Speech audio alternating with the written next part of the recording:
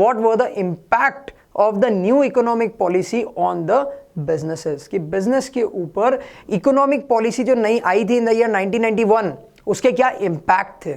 सबसे पहला increased competition, मैंने आपको पहले भी बताया पब्लिक सेक्टर आराम से 400 मीटर की रेस भाग रही है, there was no competition. Privatisation हुआ तो ज़्यादा प्राइवेट कंपनीज आई, फिर ग्लोबलाइजेशन भी हो गया, दैट मीन्स अब तो फॉरेन कंपनीज भी आ गई, तो कंपटीशन ऑटोमेटिकली इंक्रीज हो गया। ठीक है, आप इमेजिन करो कि आप कोई भी सुपरमार्केट में जाते हो और वहाँ पे सिर्फ एक ही टूथपेस्ट की ब्रांड है, तो वो आपको बहुत ज़्यादा फ्लेवर्स या बहुत सारे मतलब न्यू इनोवेशन नहीं देगा। बट जैसे जैसे धीरे धीरे कंपटीशन इंक्रीज होता है, जैसे जैसे नई नई कंपनीज आती है, तो वहीं पे जो ब्रांड्स होते हैं वो आपको ज़्यादा ज़्यादा ऑफर्स देना शुरू कर देते हैं।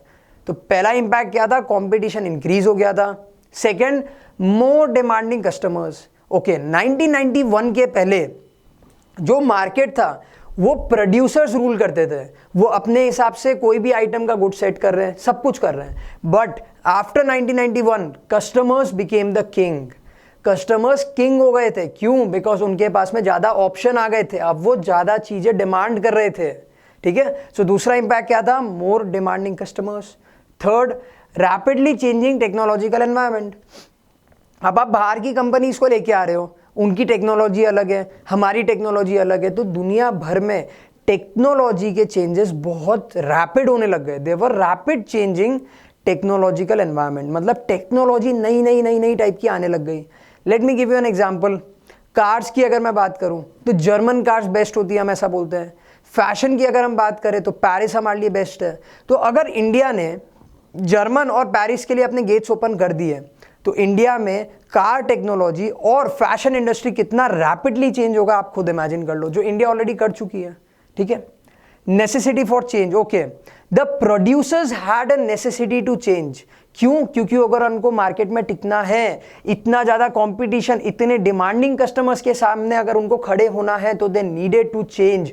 उनको अपने पुराने तरीके छोड़ के नए तरीके, पुरानी सर्विसेज छोड़ के नई सर्विस और पुराने गुड्स को छोड़ के नए गुड्स प्रोवाइड करने पड़ेंगे to the customers.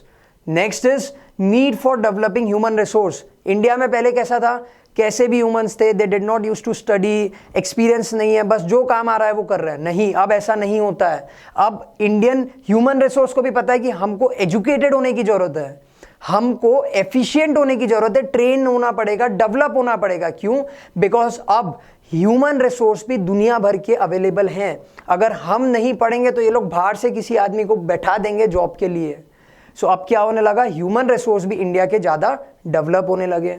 Next, market orientation.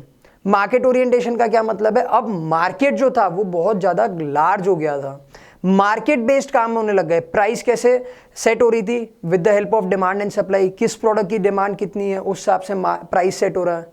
तो मार्केट अब कौन रूल कर रहा था, the consumers and the producers combined. Next, loss of budgetary support to the public sector.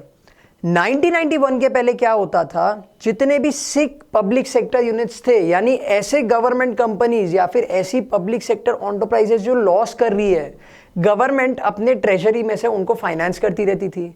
But not after 1991। 1991 के बाद में गवर्नमेंट के पास में ऐसे बहुत सारे सेक्टर्स हो गए थे जहां गवर्नमेंट को पैसे लगाने थे। तो गवर्नमेंट कंपनीज के लिए, पब्लिक सेक्टर एंटरप्राइजेस के लिए ये एक नुकसान था कि गवर्नमेंट ने उनको बजट देना बंद कर दिया था। And last is export a matter of survival.